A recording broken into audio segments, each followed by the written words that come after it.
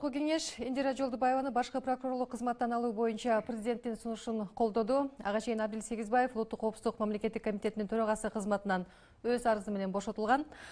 Бул арада өкмөттүн келечеги туурасында дагы маселе талкууга түшө баштады. Саясий айдыңдагы болуп жаткан соңку кадамдар, жараяндар бийликти ыраттуу алмаштыруунун көрсөткүчүбү же саясий тараптардын өз ара тирешүүсүнүн эле тундусу болуп жатабы? Жаңы бийлик мамлекетти башкарууда жеке кызыкчылыктарды артка таштап, мамлекетчил аң сезим менен саясат жүргүзө алабы? Эфирде Азаттыктын кайсы суроолор телепрограммасы. Берүүнү мен Айзада Касмалиева алып баруудамын. Алдыдагы жарым саатта ушул жана башка суроолорго жооп издейбиз. Студиянын бүгүнкү коноктору Бүтүн Кыргызстан партиясынын лидери Адахан Мадумаров жана Жогорку кеңештин депутаты Каныбек Иманалиев. Саламатсыздарбы?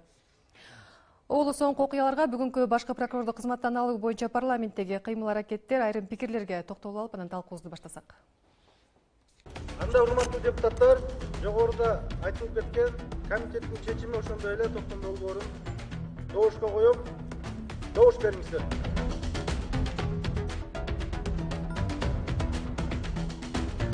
Макул 105, каршы 2, баары 107, катталды 110 токтом долбоору кабыл алынды. Рахмат, урматтуу депутаттар.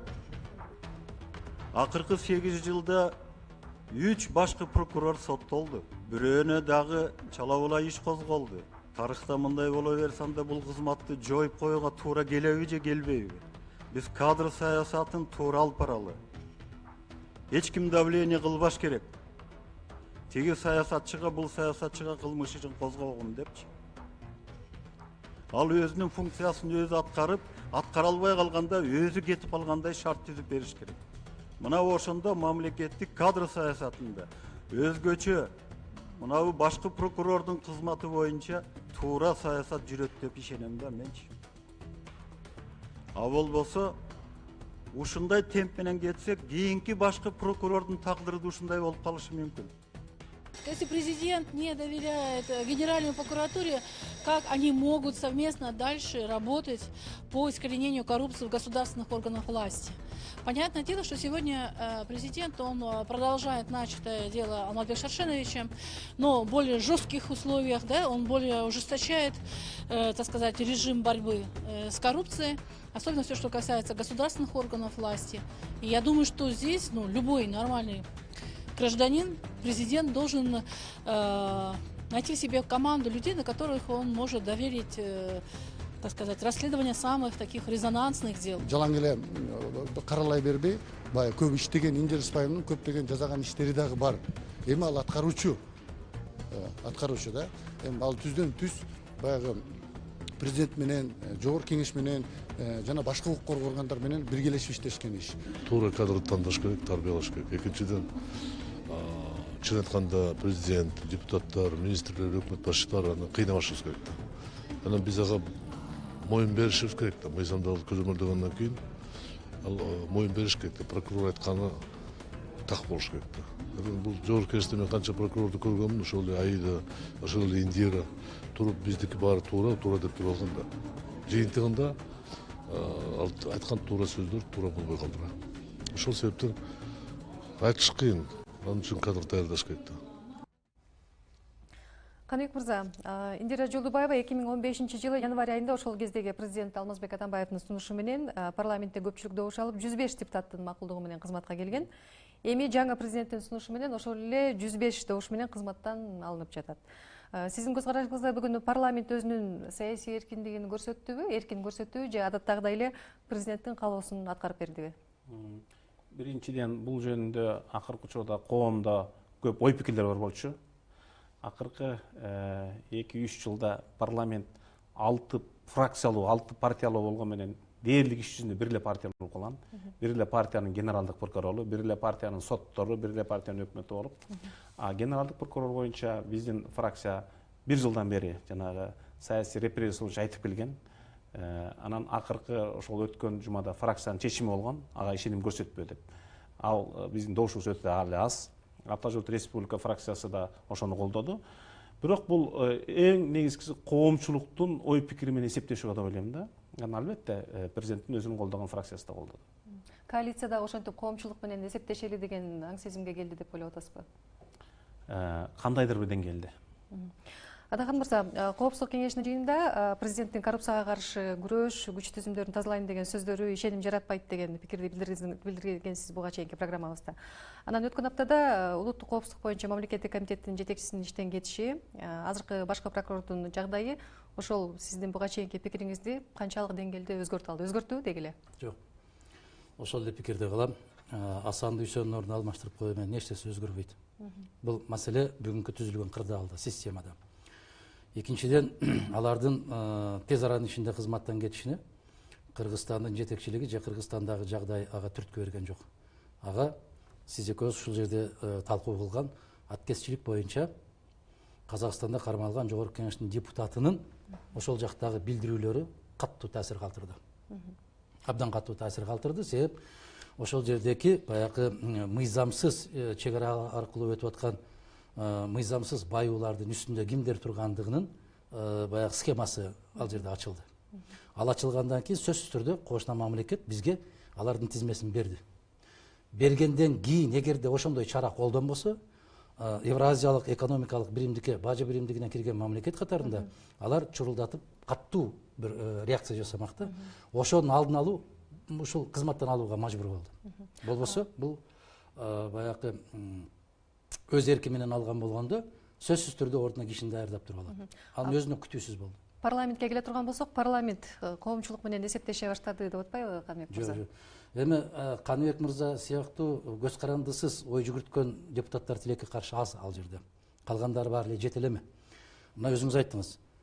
Ушуну кызматка коюп бергиле деди, 105 депутат колдоп берди. Ушуну кызматтан бошотуп бергиле деди, 105 колдоп берди. Эгер муну кызматтан бошотуу жөнүндө эмес, Индирага Жолдубаевага Манас орденин берүү боюнча сунушун киргизсе, ошол эле 105 депутат колдоп бермек. Кеп ушунда. Мына ушул тек баш прокурор жөнүндө эмес, өкмөттү алмаштырганда дагы ушундай. Азыр эми түзүлгөн кырдаалда анын Жолдубаеванын ордуна келген баш прокурор Жолдубаевалар жасаган ишти жасабайт деп эч ким кепил боло албайт. Тек гана кызмат башка кишинин кызыкчылыгында кетет. Бүгүн айрым депутаттар ошол камактагы оппозициячылардын туугандары менен жолугуп, саясий негизи менен айыпталып камакта жаткандарды чыгарыш үчүн колдоо бар мүмкүнчүлүктөрүнүн бардыгын пайдаланарын айтып, анан улуттук коопсуздук боюнча мамлекеттик комитеттин төрагасы менен башкы прокурордун саясий жоопкерчилигин кароо зарылдыгын айтышты. Парламентте мындай маанай басымдуубу? Эртең билинет. Атамекен фракциясы ошондой комиссия түзүүнү сунуш кылды. Адахан мырза айтканды мен колдойм. Фамилиялар өзгөргөндө мамлекет өзгөрбөйт.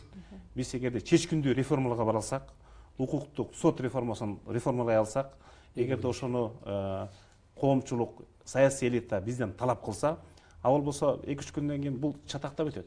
Кайра эле баягы фамилиялар ошол схема уланта берсе, анда Кыргызстан кайра адашкан болот да.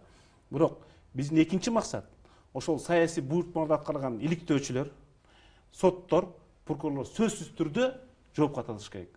Саясий иллюстрация болмой, бул кайтадан эмес. Бул 4-үнчү жолу болуп атат да. Биз 5-чи жолку болгонго жол бербешибиз керек.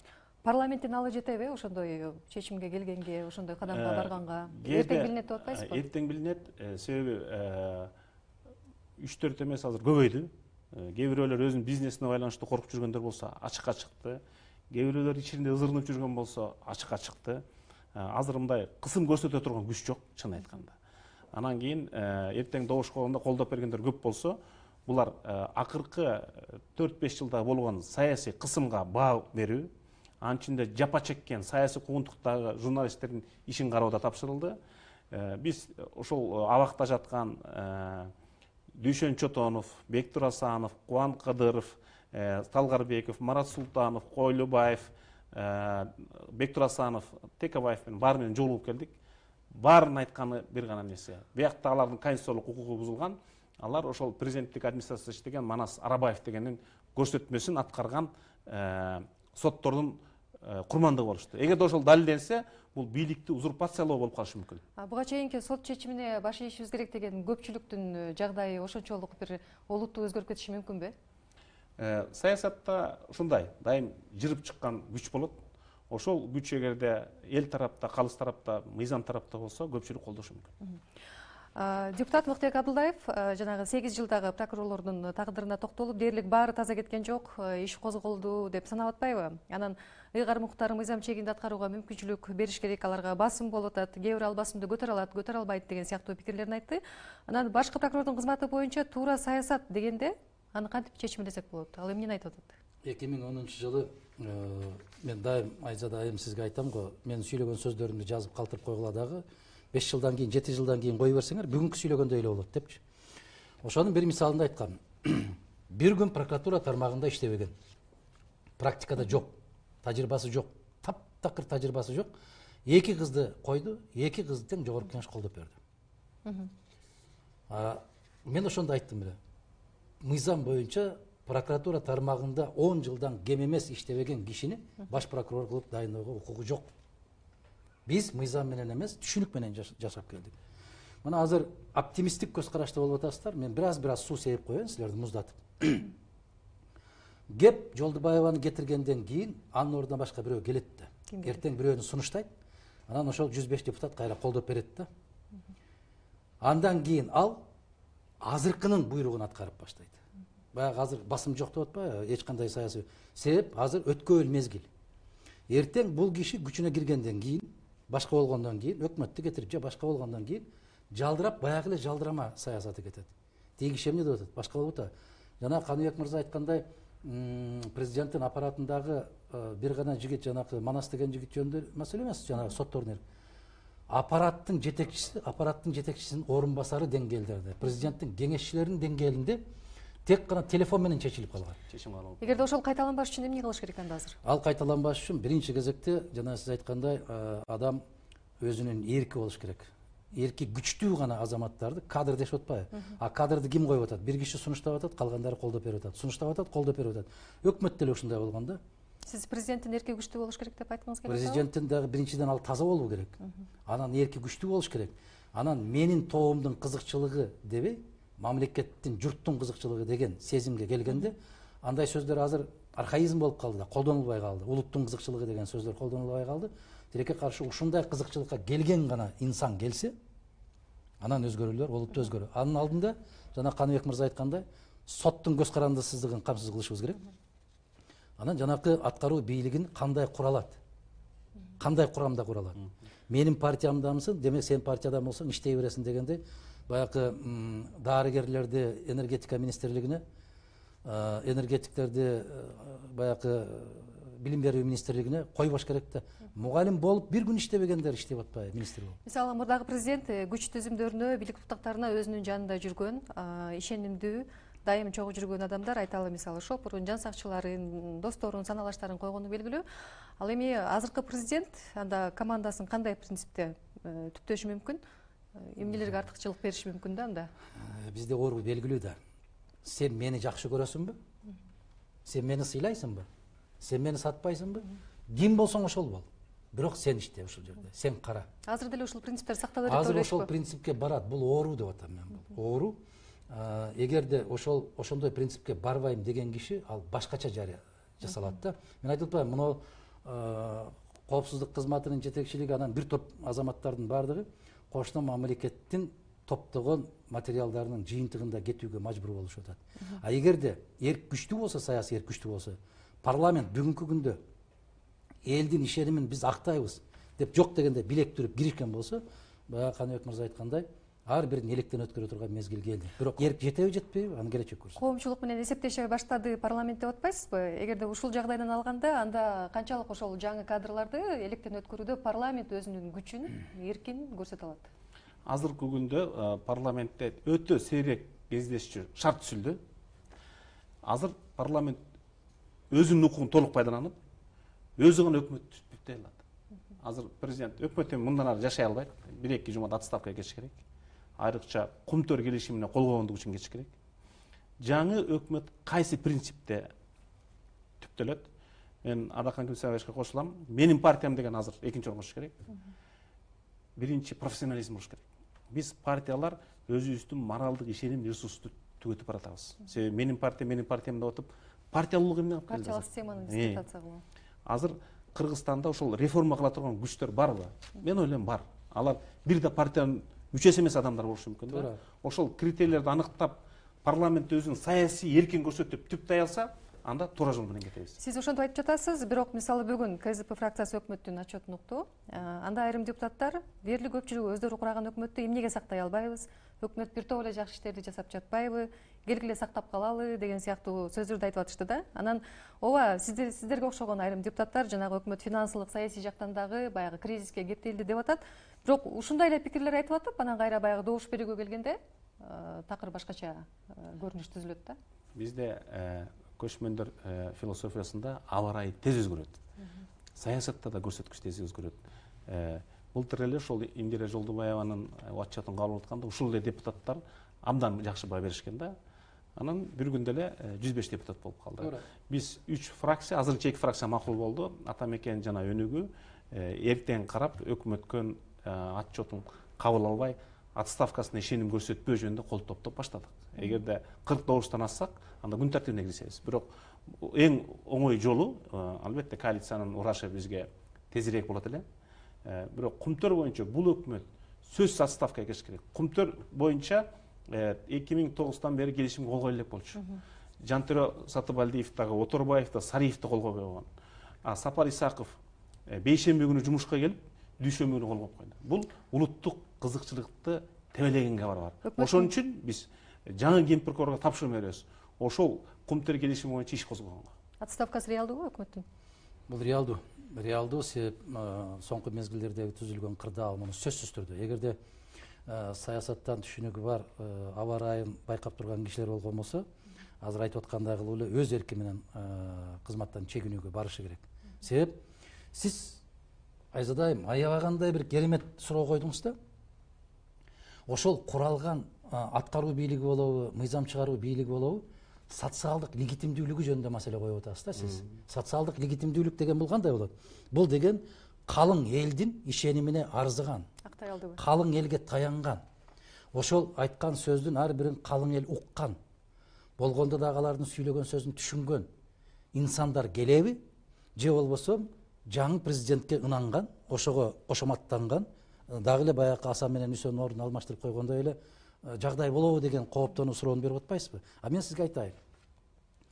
Парламент баягы омурткалуу, бекем, көз карашы бекем, жалтактабаган, сойлобогон, өрмөлөбөгөн инсандардан куралган мезгил болгондо, эсиңизде барбы? Жана Аскар Акаевич канчалык деп безеленген менен биз кээ бир министрлерди өткөрбөй коет элек жогорку кеңеште. Мына ошол аябагандай катуу күчүндө турган Аскар Акаевич да парламентке ошончолук күч колдонгон эмес. Эмне үчүн? Мен айттым, Аскар Акаевичтин мезгилин бул баягы илимпоздордун мезгили. А илимпоздор интеллектуалдардын мезгили, баягы интеллектуальная аристократия деп коет да, диктатура аристократия деп. Алар ошол жол менен кетишкен мезгил болгон. Тилекке каршы 10 жылдан бери каракчылар диктатурасы болуп келатат да. Себеп ар бир министр келген жеринен жалаң гана тууган урук, жалаң гана жакындарды, партиялаштарын коюп алып, Кыргызстанда мамлекеттик бийлик деген түшүнүктүн өзү жоголуп калды. Ошол интеллектуалдардын саясатынын аркасынан ушундай жагдай түзүлдү да. Ошол интеллектуалдардын жагдайы эмне үчүн ушундай болду? Себеп аралашма болгон жок. Тажрыйба менен илимди аралаштырып кеткен жок. Бул баягы эгемендүүлүктү алып аткан мезгилде ага сарисеп салып көз салып турган кишилер болгон жок да. Президент Сооронбай Жээнбеков жакында ошол апрель окуяларынын катышуучулары менен жолугушууда коррупция менен аяусуз күрөшөм, өң тааныш, достук, туугандык байланыштарга таптакыр көңүл бурбайм деди. Азыр ошол пикирин кыскача угуп алып анан талкуубузду уланталы. Буюрса, мен буну аягына чыгарып берем. Таза, туура эмес бардыктан чыгат. Жашыруу деген болбойт. Азыр кеттүү процесс ушул аягына чыгат. Мен эссе карабайм. Мага жакынбы, бир тууганбы, доспу, эссе карабайм. Бардыгы бирдей мына жооп берет. Бирок кыйын болуп атат, оор болуп атат. Бул маселени жылдырыш. Мына түн күн иштеп атабыз, бардыгыбыздан. Иштеп органдар менен. Аягына чыгарып берем муну. Үй бүлөлүк, кландык режимге каршы турган мына түздө түз качкан адам катары, мен бул жеңиш кандай келгенин мен жакшы билем. Бул жеңишти мен сырттан карап турган жокмун, ичинде болдум и башында болдум. Мен президент болуп турганда эч качан үй бүлөлүк же кландык башкаруу Кыргызстанда болбойт. Ага мен эч качан жол бербейм. Каныбек мырза, КСДП партиясынын курултайынан кийин эле эски жаңы президенттин өнөктөш достордун ортосундагы жанагы таарыныч пикир келишипсиздик ачыкка чыккан соң мына ушундай бир кадамдар башталды да, жана кызматтан кетирүүлөр, өкмөткө байланыштуу сындар ачык айтылып атат деп атпайсызбы? Анан бул эми жараяндар бул саясий күчтөрдүн бир жеке эле бир тирештердин эле туундусу болуп калбайбы? Деги эле бийлик алмашуунун бир иреттүү, салттуу бир көрүнүшү калыптанышы керек эле да, бул ошо менен эле чектелип калбайбы? Бир тирештен улам тил табыша албай калып, анан ошондон улам эле бир кадамдар жасалып аткандай да. Бир четинен жаңы президентке өтө кыйын болду. Бир 4-5 айдай. Анда эки жол бар болчу. Же эски достун жолун тандоо, же 6 миллион элдин жолун тандоо. Азыркы кадамдары, мен ойлойм, элдин жолун тандады деп. Бирок бул айткандын баарын ишке ашырыш үчүн азыркы президентке кыйын. 5-6 адам менен иштешип атат, бөлүм башчылары менен. Жаңы реформаторлордун мууну пайда болмойын. Биринчи парламентте биз ошондой топ түстүк. Атаңыз биз менен иштешсек, жаңы конституциялык реформа баштасак, айтып атканым, былтыркы референдумга каршы тура турган ошол Адакам Кимсанбаев, анан кийин 5-6 эле саясатчы Атамекен партиясы болгон. Биз конституцияны бузуп туруп конституцияга өзгөртүү киргиздик да. Аны түзөмөйүн биз авариялык машинеде отуруп келатабыз азыр. Машиненин мотору Жигулиники, сырты Мерседестики, дөңгөлөгү Джиптики. Ошону оңдомойун мамлекет ошо авариялык жолдо жүрө берет. Бул бир адамдан көз каранды эмес, жалпы система бүгүн ошондой абалда. Ал үчүн тезинен конституциялык реформага өткөзсөк, бул кайра реформа? Ооба, антпесек болбойт. Себеби азыр Мыктыбек Юсупович айткан жанагы прокуратура боюнча ыйгарым укугун алып салган. Бирок алып салгандан кийин репрессия кылып атпайбы? Биз азыр улуттук коопсуздук комитетин монстр кылып сала алдык. Мен сизге азыр айтып бердим го.